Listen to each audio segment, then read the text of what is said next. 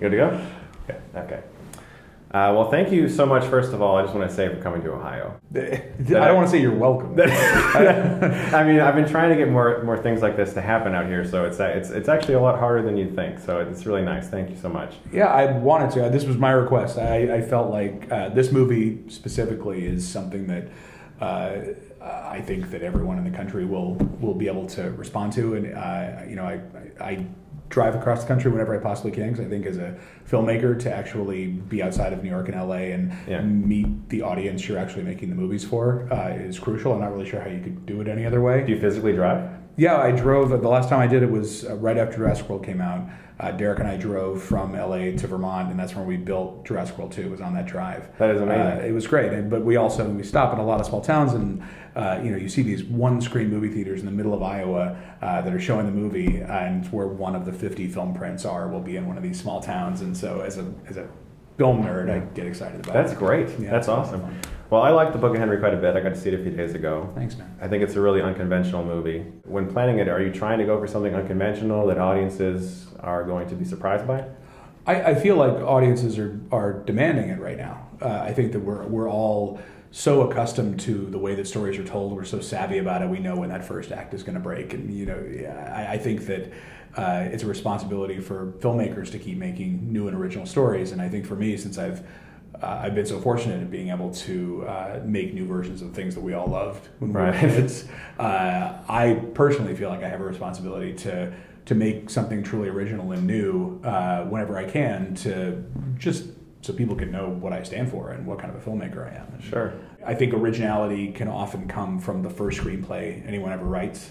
That it's just like the essence of them, and this is a 20-year-old screenplay. It was this writer's first script. It's Greg Hurwitz, who is a novelist, really successful thriller novelist, but he has had this script over all this time, and he kept tweaking it, kept changing it, and then when I found it, I've just found something elemental in it, that I really loved. It felt like an old Grimm's fairy tale, or even like a Bible story, or something that just like has been around forever.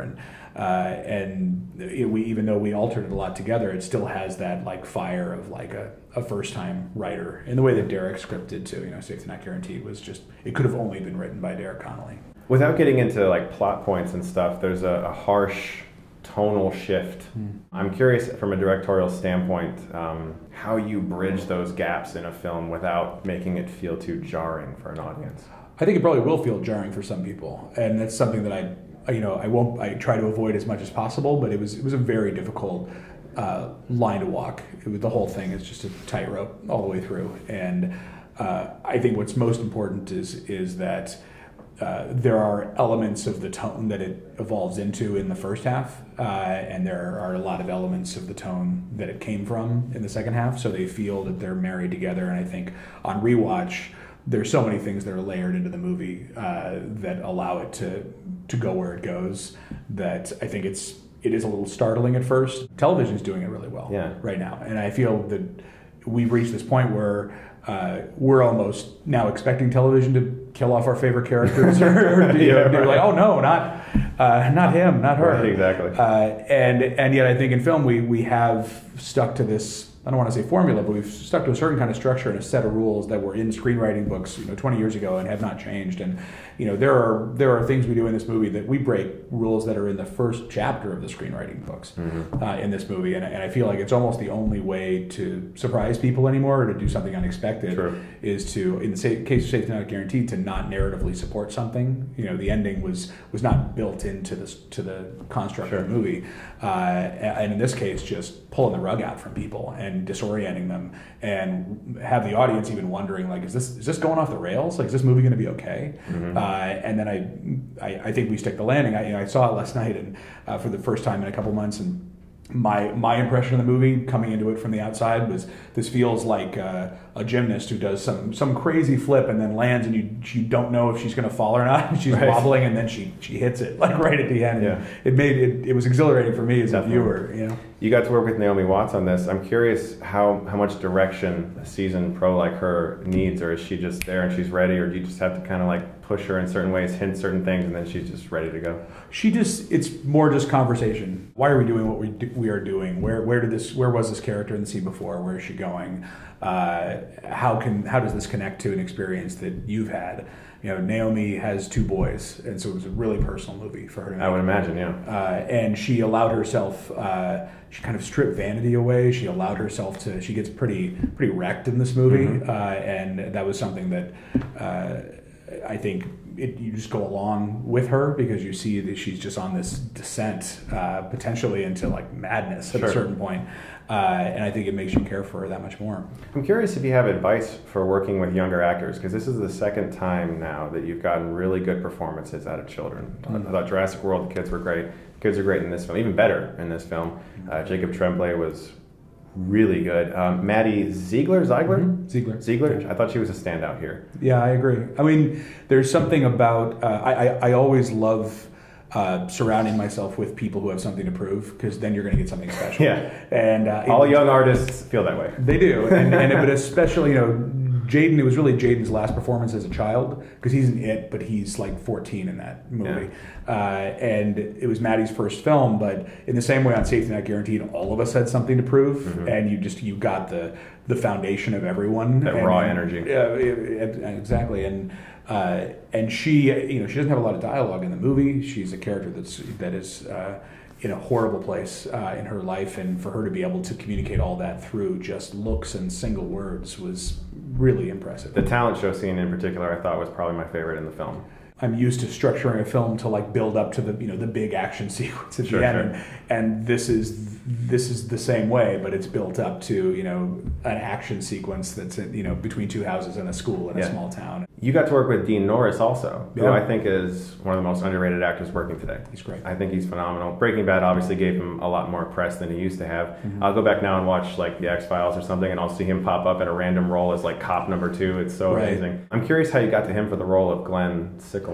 I'd been interested in him even on Jurassic World to play the role that Vincent D'Onofrio. Really? Yeah, and he would have been great in that too. Sure. He would have been great. But I thought Vincent did an awesome job, and so even on this next movie, I immediately went to him, and I think there's something about his presence on screen where whatever character he's playing, you immediately get him right away. And even though he's a villain, in this film, we wanted to make sure that he didn't come off as some kind of mustache twirling evil guy at the beginning. And so, because in situations like that, there's child abuse in the film. It's not depicted, but what's going on, and so often, it's the most underreported crime. Like so often, it's just the neighbor next door who just seems potentially like the most grounded, nice guy in the world. And I think that's one of the scariest things for me, is like that darkness that's happening behind the door that's next to you. Yeah, it's scary. That brings me to the marketing of the movie, because I could imagine that this would be a difficult film to market. It was a very hard film to market. There's different crowds. There's different like one demographic might really like part of it. Another demographic might really like another part of it. Yeah. Did you have a lot of people to convince, basically?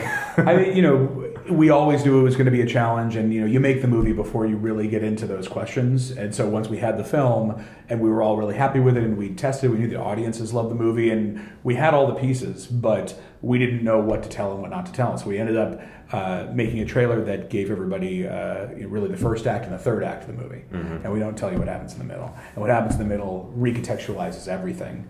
And we felt like it was for an audience that I believe is really yearning for original stories, especially in movie theaters, to be able to make people think they know what's going on, and then really, I don't want to say jar them, but kind of flip it upside down at a key point in the middle. I think there'll be this feeling of, oh my God, like nobody's safe. I felt that way when I saw it, and that's a impression that, like you said, most films don't have, because you walk into a film nowadays and you can pretty much tell. Like my wife she does this all the time. She'll be like, yeah, we just saw Wonder Woman. She pointed out a character and went, I had already seen it twice. And she went, is that? And I went, yeah. How do you know that? You know, because she could just figure these things out. Is that Ares, the god of war? Yeah, exactly. Yeah. And she did, and I was like, yes. Why did you say that? Right. So yeah, it's cool that you're making a film that's different, that people aren't going to be able to predict from moment one. I feel like, to me, that's the selling point. If we're going to sell it, I mean, you know, we have nice posters, all the stuff you have to do.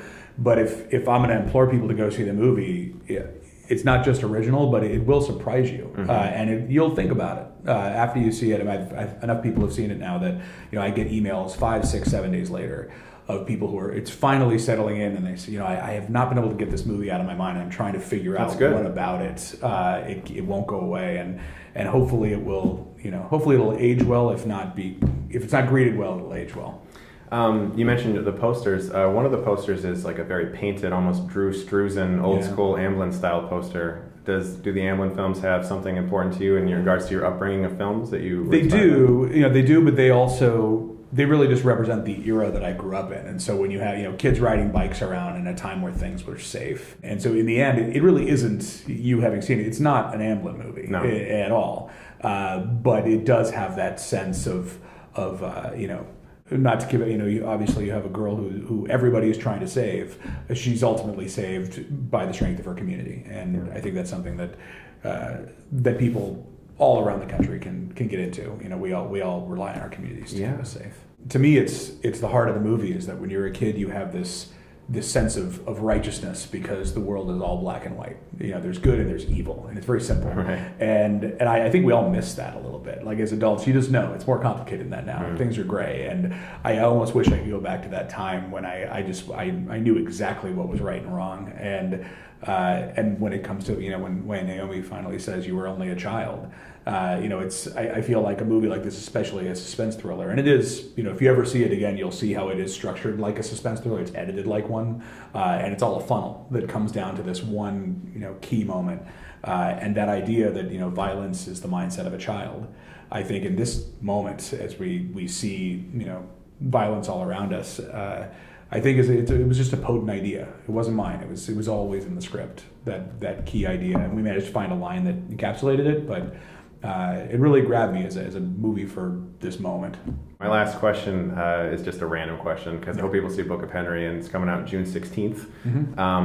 What's the last great new movie that you saw? The last great new movie that I saw, I loved, last year I loved Sing Street very much. Oh my God, it was so good. It's so good. I've seen it many, many times. I got to see it in a theater alone. No one else came. Really? Whole theater to myself. It was amazing. That was kind of my movie last year. And I thought, you know, we got to watch Get Out when the whole Jurassic group got together. I thought Get Out was unbelievable. Yeah, that was really good. Well, thank you so much, man. I really appreciate it. It was really nice to meet you. All right. Cheers. Good luck with the movie. Thank you. No matter what, don't panic. I'm not panicking.